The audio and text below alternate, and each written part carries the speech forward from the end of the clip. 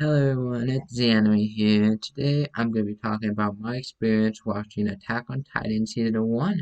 And yeah, with that, hit that shit.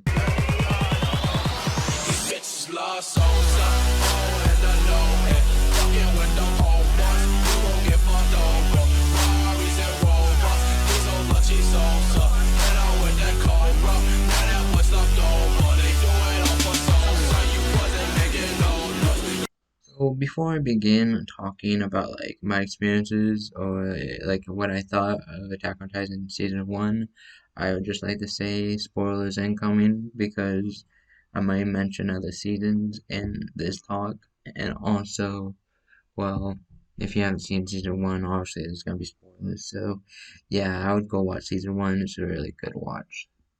So yeah. Anyhow, let's get this started. And first thing I want to talk about is the major foreshadowing that takes place even on the first episode, okay? Now, like, with even the Titan that kills Aaron's mom or stuff like that, like, there's just so much foreshadowing even on the first episode. Now, obviously, these things were not like thought up on like the very first chapter that Attack on Titan was like made, but they were still thought up of later, and how they perfectly connect and perfectly make sense in later seasons. It's just something of a writing brilliance that you really begin to appreciate season one more as you watch further on, which something I can really like enjoy. And then same with like plot devices being set up through like even the first episode, like with Aaron's dream, like something's up, so nothing's really an asshole, nothing's really an asshole. Like, hold on, this is just asshole. How did this happen? Everything's being set up, everything's being explained from the first episodes, like why things happen, like why the Titans are there, like, and even the rules of the Titans, and they never seem to break the rules unless it's like explained in some way or somehow you can kind of understand it. And honestly, it just has really, really good world building, which obviously, with really good world building, you can never really get tired of watching a series if it has really good world building. Because world building, you just want to know more and more and more and more about the world, which is something that really hooks you on Attack on Titan. Like, just the world building alone can hook you on the story. Um, Now, another thing that I quite enjoyed is when Eren dies, we don't really focus on the main character that much in the story, just for a bit before he shows up back again. And this time is used perfectly, like showing off characters' past and also killing characters early, like killing characters that we built like slight emotional bonds to during like the training camp or the training part of the series. And this just really just like has like emotional scenes to it, and these emotional scenes just hit hard, showing that the author's not afraid to kill people, and you would expect that from. I believe this series is classified as a shonen, which is just a darker shonen, so you would expect a lot of deaths on a lot of things like that. Um, then when we kind of get introduced to like the other Titans or the other human Titans, one thing that I did notice, which is kind of like a little nitpicky on my part, but the Titans look too much like their actual hostesses. Like you can kind of tell who they are. Like, so it's not really a surprise when they get revealed. Like Annie's Titan, the female Titan. Like when you look at a female Titan, like the first thing I thought of was that it's Annie. Like no other Titan's gonna look like that unless it's just like random looks. But if it's like even slightly resembling the person that's inside of him, which it does, then Annie is like a complete like easy to figure out that she's a female Titan just from looks alone. Now, obviously, in the story, they don't go from looks alone because they don't know that much about like the Titans and how they work or how the intelligent Titans work. So they can't go off of, you know, looks alone. But the basis of us, we can go off looks alone. So when I found out like the female Titan was Annie, it didn't really hit that hard. So that's just a little nitpicky on my part. And then also how we see like the characters like we get to see their strengths early, like how Levi, we get to see that he's like a complete badass early, so we don't get like no ass pull from that. Like, how is he so strong? Like, we see it early. His name is mentioned early. Like, we had anticipation for Levi, and he did deliver. Even in the first season, like when he was saving Aaron from the female Titan, like the female Titan standard no chance. And then when we see Mikasa, like her abilities were shown in the training camp, and we already knew that she was good. And also, they also explain like why they're good later on in different seasons, but I won't get into that right now. Um, so that's also good how they explain like okay, these are just natural talented, no, it's the family. I won't get into that fully right now. Another nitpicky thing is like plot armor is honestly like visible. Okay, like some things are still assholes, but I don't think you can really avoid in an anime series that much, especially in like shonen and stuff. Things have to work out certain ways, or sometimes things won't make sense. Like one thing is when um Aaron gets eaten. Now, this doesn't seem like that much of the Ashpool in the time in season one, but when you figure out later in seasons that if a Titan consumes a regular person who has a Titan power, then they get the Titan power. So then you start to wonder, like, then why didn't the Titan that ate Aaron get the Titan power since it was already in him? He just hasn't he hadn't discovered it yet. Why didn't that happen? Now, a thing that you can like say is like, well, maybe the person has to die first, and then you get the Titan power, and Aaron is still alive for some reason. And then another one is like, well, how did Aaron just like never get injured like during this time? Like, did Aaron just never get injured and have the attention to do something? Because even a little scratch, and it doesn't have to be a self-inflicted injury. So even a little scratch, and if you have the intent to do something, it's possible to summon the Titan's power. And it's not because he was like a little kid or anything, because we see later on in seasons that the Annie and the Armor Titan and the Colossal Titan, they were able to use their Titan powers as kids, so that must not be it.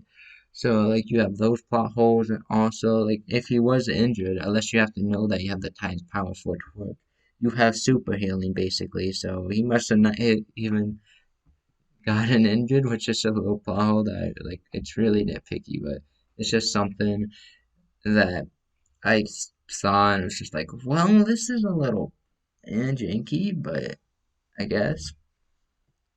And then we also have, which also just makes the series like that much better. We have the interesting dilemmas, making the story more interesting. One of the big ones, like in season one, anyways, was when Levi told Aaron to choose. Like Levi literally just said to him, like, "Hey, I'm not gonna stop you if you want to turn into the Titan to beat this female Titan, but like, if you go out of control, we're gonna have to kill you, and everyone here is probably gonna die." And but hey, if you do decide to like try to fight this female Titan, I'll be here with you. Like, we'll be here with you. And well, um, Aaron decided not to and just to trust Levi's judgment, which he did. And well, that led to every one of the character's deaths. So it's not like just trust Levi or trust his own judgment. You gotta trust your own, like yourself too. It kind of sets that up early, like, hey, trust yourself, trust your gut. Because if Aaron would have trusted his gut, they would have took down the female Titan, and it would have been done and over like that. Because Levi would have been there, Aaron would have been there, three skilled scouts would have been there, which the three skilled scouts almost took down the female Titan, and they would have if they would have known her like abilities, like being able to just focus all energy in one eye and stuff like that, which led to her death. So yeah, like they would have been easily able to take down the female Titan if they would have done that. But since Aaron decided to trust them instead of trusting himself, he'd basically just wipe the whole squad out, which he has to live with that guilt anyways. Um, Also, like a lot of guilt is in the series, where we basically just like see a lot of characters go through guilt, which makes sense. It really focuses on even PTSD a little bit. these soldiers because they've seen so much. They've seen their commons get eaten, which like I've never been a soldier, but even that might be even worse than seeing your commons just die in front of you getting eaten. Never being able to bring them home. Just having to watch the Titan eat them. Even Levi has gone through like this grief. Even season 1 when Levi goes back home to the walls, and then his dad like and the girl's dad, which Levi honestly has some interest in, and that's why Levi was mad at the female Titan. Like, you just took like what seemed to be his girlfriend almost with the way the dad reacted and the way that Levi reacted. It really seemed to be his girlfriend, which would have been an interesting character dynamic. But yeah, and then like his dad goes up to him and like say, "Hey, like my daughter's been talking about you a lot," and then Levi just has that face on him.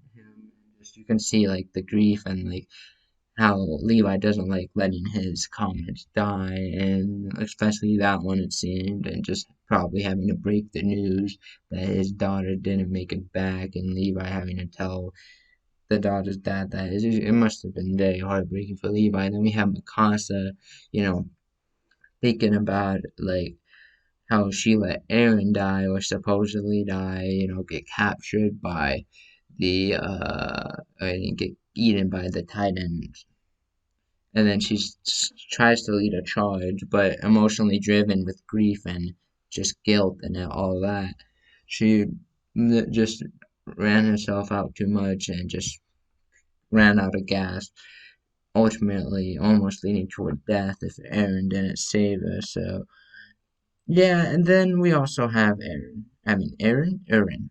Okay, Aaron. Okay, let's talk about Aaron for a second here. That man knows how to give a speech, even in season 1.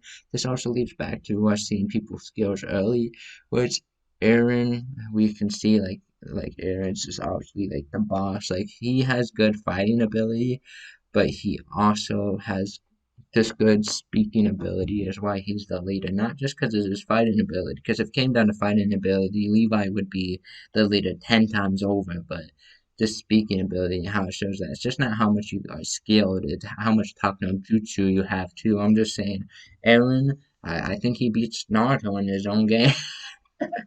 Yeah, so and overall, like, really adds to the story too. All the characters add to the story. Honestly, there's not one character that takes away from the story and makes it less, which also reason why this series on itself is such a good series is because all characters add to the series, none take away. So you really like just know that all these characters work together, and when one dies, even though they all add to the series, when one dies, it doesn't take away from the series. So like you can kill off most characters and it won't take away from the series at all, which is another good thing. So like you not afraid to like let a character go because, or the author's not afraid to let a character go because he knows that, or she, I don't know who wrote it, but they know that hey, like it doesn't really matter who I take a kill off because, well, it's just gonna not like take away from the story. So it just really gives the author freedom to kill whoever he wants because it won't take away from the story. Obviously, as long as it's not the main character. But he may even be able to kill the main character and just switch main characters if he really wanted to, even in season 1. So yeah. Anyhow, overall, I have to give this series a nice 10 out of 10 because even the first season, even though there was major plot holes, just watching it after watching the other seasons too. Okay, if I was looking at the perspective of only watching season 1, I'd give it an 8 out of 10 because if you haven't watched the other seasons, there's like some plot, like very major plot holes, which kind of makes the stories like eh. But if you watch the other seasons, you can easily give the first season a 10 out of 10 easily. So 8 out of 10 if you're just watching the season regularly, and 10 out of 10 if you watch this season with the other season knowledges as well. So yeah, overall, I really enjoyed the first season. This will also be a 4-part like series on when I go over all the other seasons. So in a bit, or maybe in like a couple of days, I'll do season 2 Attack on Titan, season 3 Attack on Titan, and then season 4, which I haven't completed yet. But by the time I get to it, I'll be completed it, so I'll be able to make a video on it. So yeah, with that, it's the anime. Oh wait, I forgot something. Like, subscribe, or not, you have free will. And with that, it's the anime signing off.